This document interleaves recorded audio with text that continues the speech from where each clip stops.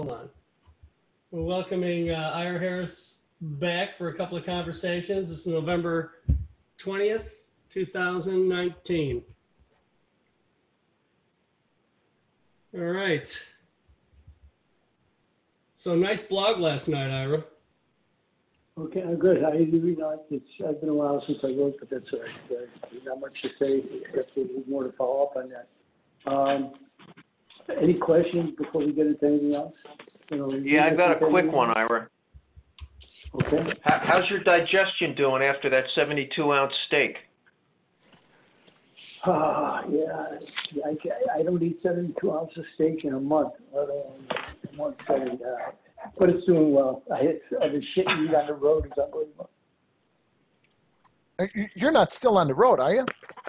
No. I got here Saturday. Actually made good time because there was no precipitation. But they're going to throw me out of here because it rained about 3 inches last night. It's still raining and windy. It's miserable. Oh, Jesus. So now they know who brought it. So I'm guilty as charged. Guilty as charged. What's going on? I'll tell you what, I could have used you the other day. The first time that I went in, I read through the paper from the San Francisco Fed. I could have used you as kind of a human thesaurus as I was going through it. Holy cow. Yeah. I was so twisted around by the time I was finished reading it. But great blog post yesterday, by the way. Thank you. Actually, the better part was shares did a really good post to that on the deck with the picture of when the U.S. went off officially off the gold standard in 1971. 73, I guess, was the official, but 71 was all sealed and done. Following upon, of course, Emily Schleus's piece, which, there was nothing new in there, but she's really knows how to write, put it together. So that's where I put that post by his shares is really good, worth anybody who's paying attention to go read it and take a look. And we'll build on that. I told him he's a day ahead of me, which is not unusual, being that I know him pretty well. He's a smart guy. He might be 80 by now, but he's very, very bright, very learned, and knows a lot.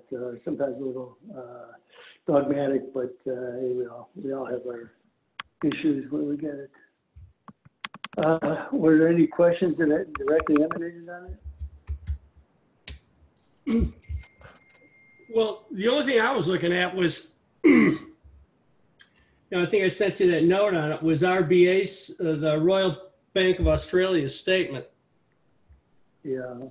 About slowing growth and not wanting to get into the negative yield trap for retirees by continuing down the path of negative rates.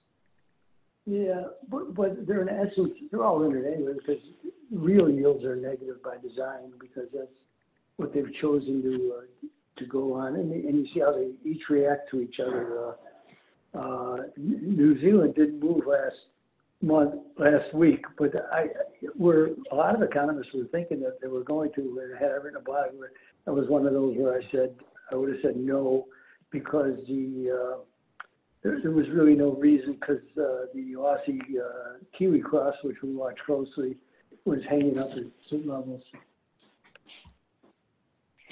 So it did make, so they held their powder, so to speak, and wait for, now that the cross is actually, the Kiwis rallied against the Australian pretty good. Where were we at? Let's check this morning. Okay, we're at 106, made a low of 105.91. And this has been up to 108.50 within the last month, I'm sure. Sorry, let me go grab it. Yep, it was 108.67 on November 7th. So now, if it holds here, if the Kiwi keeps rallying against the Aussie, then I would look for the Bank of New Zealand to invoke that 25 basis point cut that everybody was looking for. Because it's, you know what, you just can't get away from these. In fact, I went back and reread, I have it open. I hope I have it open still. the Chris Whalen piece from October 29th, China wags the dollar. And I'm going to use, if I write tonight, I'm going to use the last line is so important, the last paragraph. Hang on 1 second, Ira. Guys, can you all see this Kiwi? Am I on the right page? Yeah. Okay, thanks. Yeah, it is. Okay. It's a daily. You're on the Kiwi daily. It's the right one. All right. The Whalen piece ties into Richard Breslow at Bloomberg had a really nice piece this morning, and yet there was a San Francisco piece that came out the other day. I think it was Monday from the San Francisco Fed, and in it you can go find it. It's a short paper.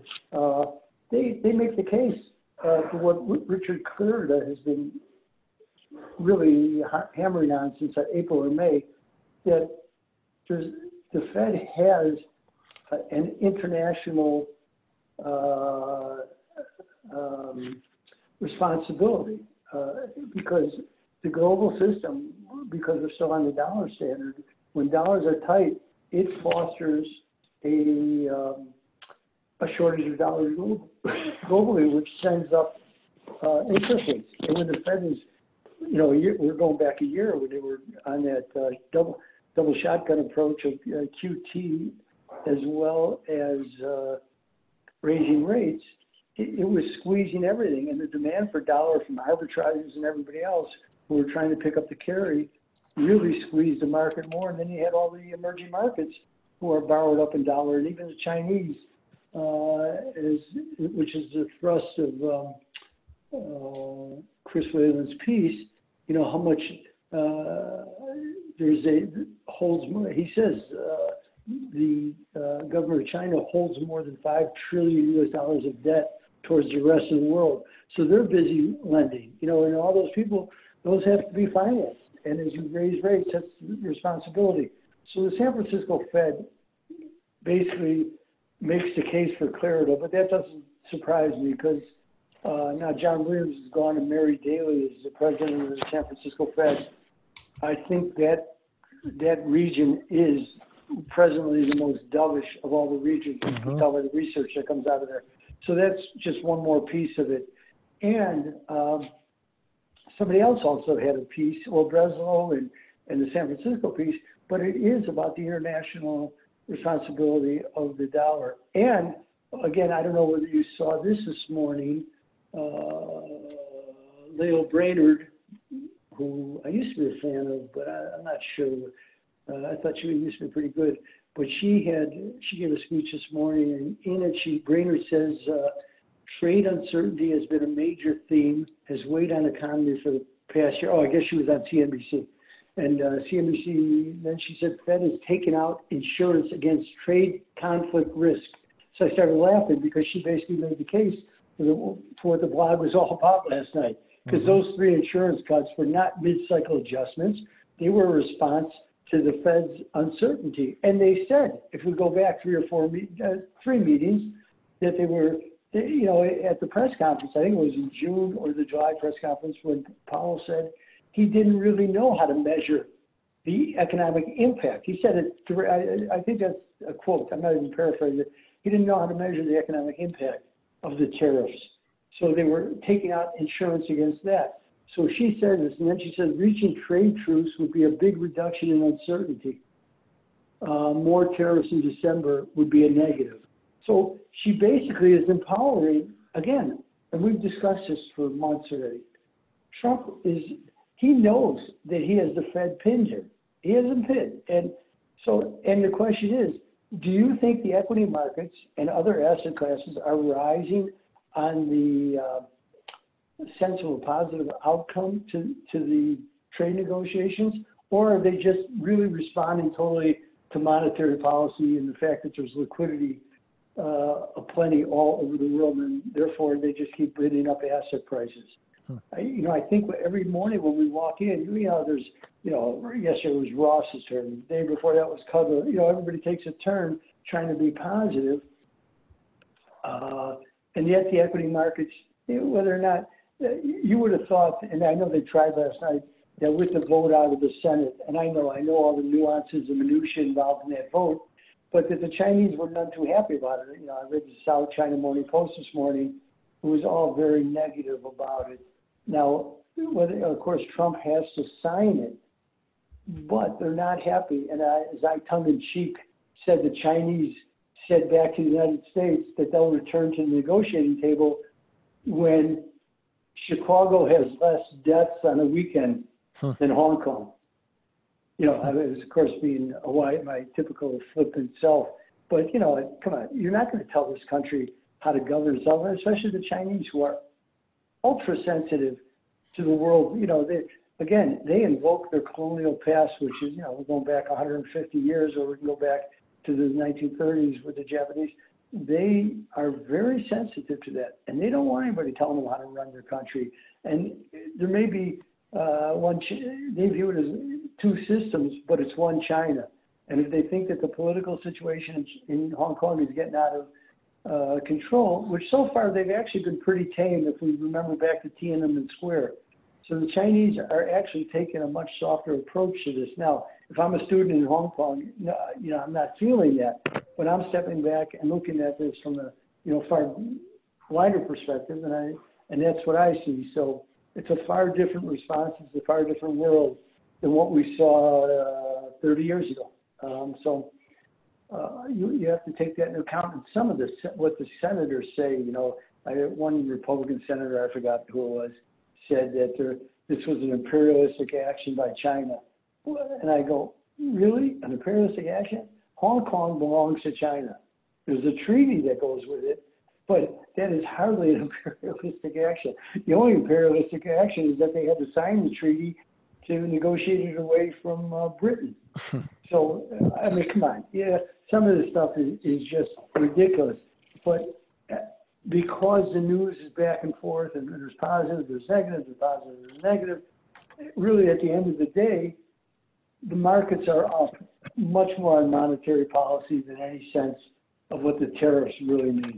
That's my opinion. So I'll stop there and let's embark upon any type of questions. All right. Well, Mike's got one here. He had a question about the idea of universal basic income, like some candidates are proposing. The only thing that may increase inflation, or would it be something where more people would save than spend it? He thinks it would cause things like rents and healthcare costs to increase. Curious to your thoughts. I don't know about the basic income. Again, it's a form of modern monetary theory that you give out money, and it really won't have, and you may as well do it now that money is so cheap and you can borrow all that you want. But eventually the bills come due. You know, borrowing money is great, as any real estate developer will tell you. It's great to leverage when the market is going up, but as soon as those debts start coming due, then you're surrendering all the property. Well, the government's not going to surrender. It's just going to print more money. In fact, I think there's a hearing today about modern monetary theory in the House Budget Committee. So, they want to, so they're really entertaining it, which is enough to make me certainly sit up and pay attention. So, Mike, it's a good question. I just don't know the answer because we haven't seen it yet. But if you're just willy-nilly printing money, you are, and I'm not giving you a Friedman response here. I'm giving you, that's what history shows, especially if you're taking on more and more debt. It's incredible. And yet we are at record levels of debt. I think global debt between public and private is at 250. Well, Assure's gives you a picture of it today on the blog. Go look at the blog. He's got it's 255 trillion on a global basis. That's just, these numbers, I know, it's cheap enough to finance until it isn't, but you find out when it's cheap enough to finance, the governments and individuals just take on more and more of it. It's like the real threat, and even Gary Schilling had a piece, talking about the amount of debt and that these companies are doing financial engineering they're doing what has always been the greatest mistake that any business could make, which is increasing your debt and shrinking your equity. Oh, I mean, that's what they're doing. And that's why so many companies have been ratcheting down to triple B, which keeps them just at the investment grade. But they say they're investment grade because, yes, borrowing is cheap. But if they start to slip and now become non-investment grade, and therefore a lot of pension funds, insurance companies are not allowed to hold that debt, we'll see what's going to happen. And I think, Judd, you ran the chart yesterday, junked on one of the HYG or yeah, we were looking at junk. Yeah. Which, you know, they look a little bit different. Angela was all over this yesterday. Yeah, I thought I saw it. So yeah, yeah, you know. So again, you know, I'm not being negative. Hey, listen, I'm not telling you to go out and sell stocks. I'm just seeing what the system is now availing itself of, and these are things that, you know, I still have to be very aware of, because yes, there's a shitload of money. Excuse me, there's a boatload of money chasing all these assets, but we saw what happened, you know, last year in the fourth quarter when the money started drying up, right? Because that's what was happening, and we saw how these things got away, which is why I wrote the piece. You know, we had talked about what I wrote about the Swiss National Bank last night was what we have talked about. And it was only actually through, you know, working this out with you, with this room, that, and the other night when we did the wonderful thing with Anthony Cordelli, you know, just working these through, and you start thinking about it, you go,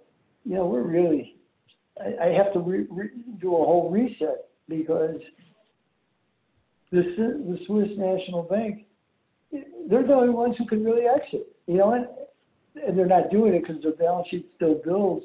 But tomorrow, you know, they hold almost $4 billion of Apple stock, and I'm sure they've sold some because they owned. I think they owned it before, and the stock has appreciated so much, so they're actually making money. The fact of the matter is, they have to hold it still in foreign assets, because if they didn't, then they would be buying back Swiss francs, and the Swiss franc would skyrocket, and they certainly don't want that.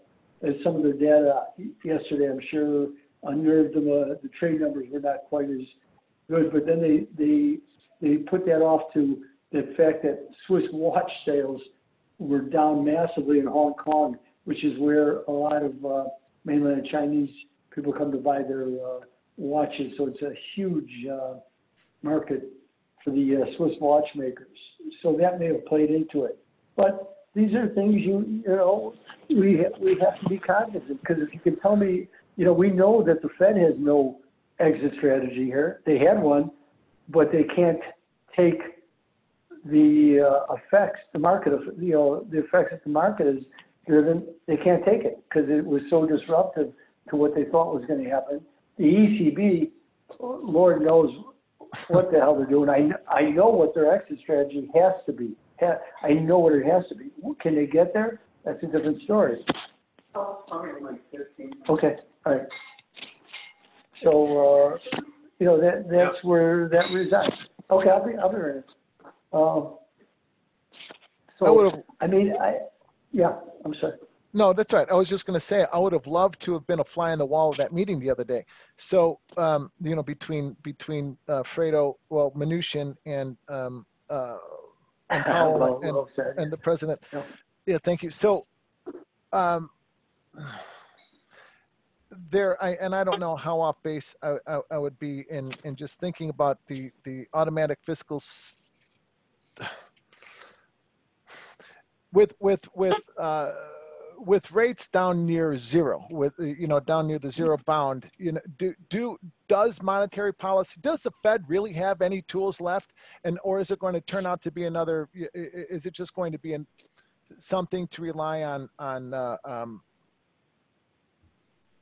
just on the automatic fiscal stabilizers, you know, cut taxes, cut spending, inject liquidity into the overnight lending, into the overnight repo. Don't call it QE, even though it expands the balance sheet.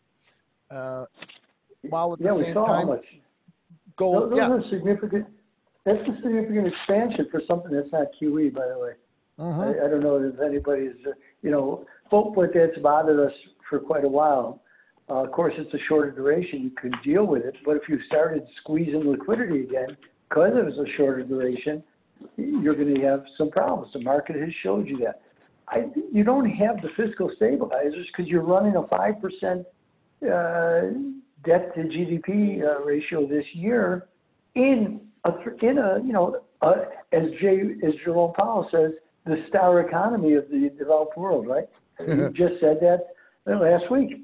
So that's what we know. That's what we've seen. So, and yet, you know, and we've talked about this as long as we've been doing these, that $1 trillion deficit in a growth economy with full employment, more than full employment, according to what the Fed has always maintained, and yet you're running these types of deficits. You're not paying out workmen. You're not paying out unemployment. So what's running this debt? And now, if unemployment jumps to 5%, 6%, what are you going to be running? $2 trillion? That's why these people who are buying U.S. Treasuries, for the life of me, I don't get it. But I understand you have duration needs that you have to do these matches. I get it. I understand it. But whoa, why? And let me tell you what, you better wrap your head around it, because as much as you think equities are going to be a problem, if the Democrats, and I'm not of that school, by the way, I don't sit there and pontificate as all these people are, but I'm not a billionaire, so maybe, you know, I can be more relaxed. But if you're worried about equities, you better really be worried about debt, because if you think that's going to be a place to hide out, I got news for you.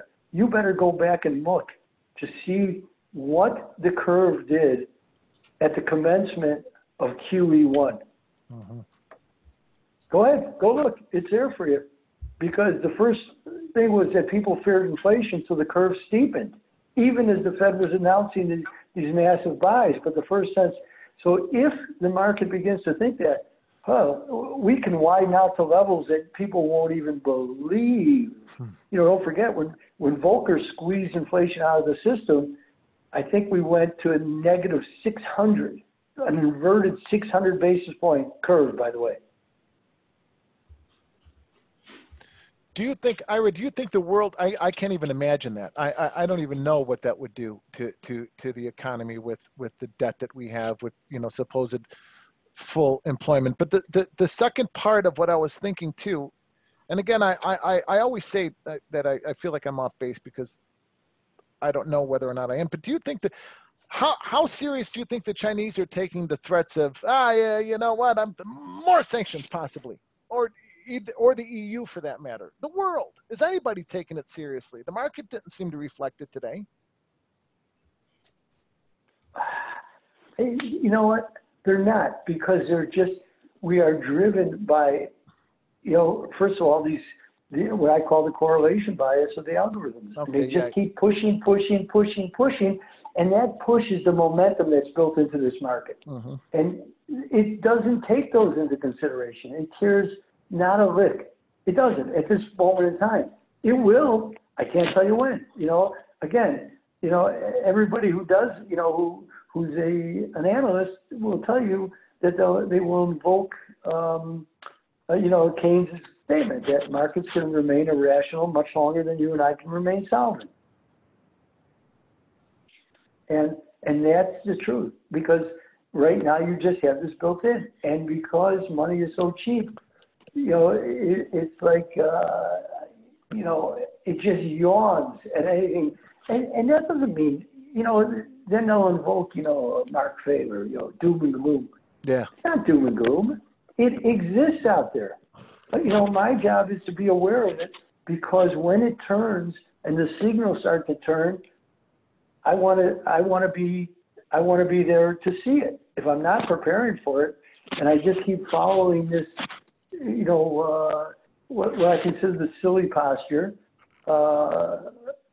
fine. But my job is to, those who read, you know, what we talk about, my job is to keep people aware of what you possibly confront.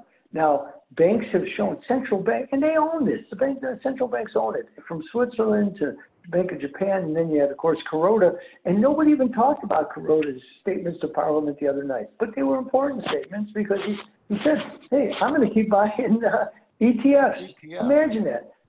Yeah, he's buying ETFs. They buy. So when you see, you know, the Nikkei perform as well as it is, it's because every time it breaks the BOJ, he told you we'll step in and buy it because they don't want. There's no JGBs to buy. And the ECB buying stock or threatening to. Well, yeah, they haven't done it yet. But everybody should pay attention to Kuroda because they all mimic each other. They just mimic what each other's done, and that's why if you read their statements, it's all the same language. They're all just doing what each other's doing, which basically says, well, I'm not going to let this get away from me because I don't want my currency to appreciate. You can say you're not manipulating your currency, but the actions in your policy dictate others. Yeah, you can say, well, I'm just doing what my domestic economy needs. Yeah, well, you know what? 1971, Richard Nixon's economy needed a 10% surcharge on imports, needed to be off the gold standard August 15th, and the dollar devalued by 10%. Well, that's what the economy needed. Was that an action of currency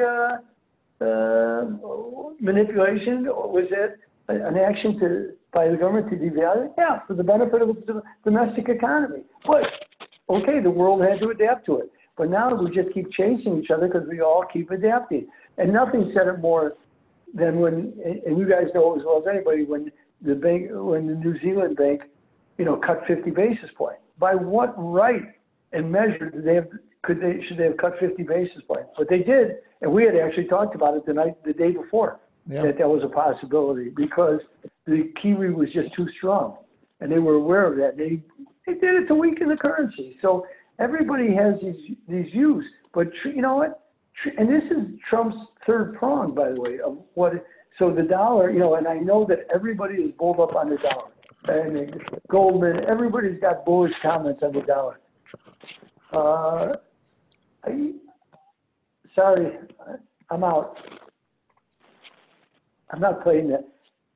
I ever don't play that game because I see what's going around. And yeah, again, but that's all tied into this because the dollar has been somewhat of a safe haven. But that too will break. And we got under the 200-day moving average for a few hours. Okay, I'm here. On the comments. Sorry. So you've got, these things are all in play. They're all in play. And yes, we don't need any more proof than the fact that the equity market keeps powering forward because it's cheap money. Because the news is mixed. It's mixed on the trade issues. It's mixed. And so, and yet the market keeps powering forward. So, I'm sorry? Oh, well, hold on a second. Oh, I don't positive. Because I knew you were going up. Yep. I'm sorry. No, yeah, that's great. Oh. Guys, so all you short-term guys, I mean, the S&Ps are rolling over under the half-day bars. You know, they're failing. So's the NASDAQ. And you still have this massive rotation going on. So, you know, if you're trading, trade the name that you're involved in. And if you're trading the indices, good luck with it because they're going to be tough. Yeah, you know what? That's, you know, I'm not making a call. I mean, I'm just being aware of the vulnerabilities that exist out there. And they're, you know, as we talked about the other night, when somebody asked, I said, I don't care about recession. To talk about recession is silly talk. that's, you know, some journalists who need to fill, because they have nothing else to talk about. I mean, how much can you talk about tariffs? There can only be so it's the recession talk. Like that one woman the other night asked about recession. And yeah, look, it's a silly discussion. It's a silly discussion. But okay, it fills the pages, and people, you know, and it allows some analysts to say, oh, it's a silly discussion. Because, again, Germany avoided a recession because they had 0.1% growth. 0.1% growth. Okay. Whoa. In the previous quarter, you had negative growth. Oh, what happened? Just had a stop run, I think. The peso's been getting smoked here for the last hour. And, yeah, the emerging markets is really struggling. Yeah, and they just hit everything. Yeah, I wonder what's going to, something just came out. You know what? And if I must have 5 pieces of information from 20 people about how bad the hearings are going, and that, you know, what's his name said that Trump could get everybody was citing him this morning. That who was that?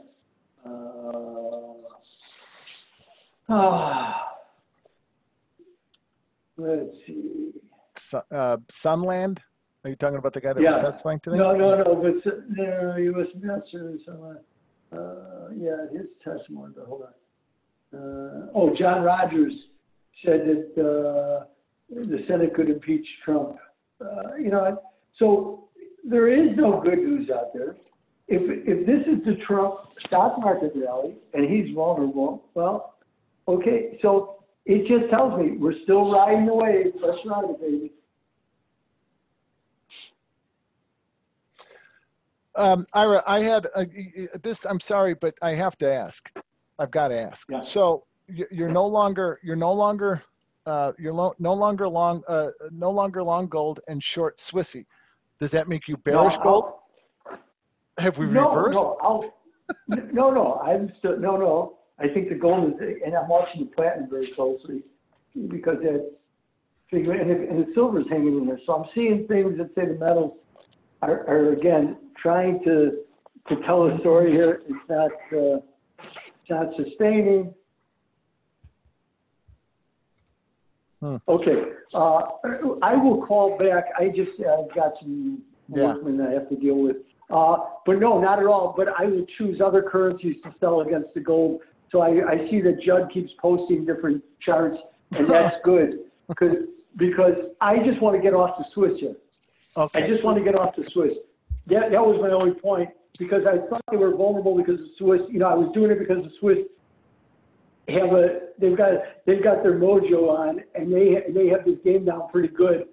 But I'm getting a little nervous about it. So I'm going to look. If I want to put on a gold currency, I'll use another vehicle. That's all I was really discussing. No. I think if gold, you know, I'd like to see it close back about 1482 this week, but it's struggling because again, you know, the stock market's up. You know, as I talk about, you know, I commented to somebody this morning because I go back to that, and it's a podcast you can go watch. It was done with Watchdog USA. With Greg Hunter, and you go watch the piece of it from 2013, February, I think. Yeah, February 2013, and the crazy gold people, you know, cited me because gold, I think, was trading 16, 20, but it was tired, and I said, gold is tired here. If I was you, I'd be starting to sell gold and buy S&P because the world feels like it's all clear now, that the banks have weathered the storm. And why should I keep my money in gold? Yes, whatever's going to happen. You know my views. Gold is a hedge against the banks losing their credibility and control of the system as they fear deflation. So you can go back and, you know, it might be worth listening to. It's Watchdog USA from February 2013. And in the comments, I got roasted. They said, you have no idea what you're talking about. You don't know what you know. And meanwhile, I wish I had that trade on still, short gold and long S&Ps from February 2013. But it's just a switch into assets. You know, people are moving out of assets all the time. And that was a perfect time to move, by the way. It made perfect sense. Huh. All right, I got to jump. but I'll get back and compile questions, and Judd, if you have a list, I'll come back on after I'm done. Okay, thanks, Thanks, Ira. Ira. Thank you, Ira. Okay, all right, bye-bye. So, guys, 91.5 in the SPOs. You need an 80, what did I say earlier? An 86.5, 87 print. So that last from 95 to 87, that's going to be the brutality zone. But this whole thing has started, Hey, we still have the minutes out in another hour still. yeah, and this all started with a weakening peso. So hang on a second. I'm going to pause this. And okay. If anybody, we're going to talk about the markets. I'm going to pause this recording.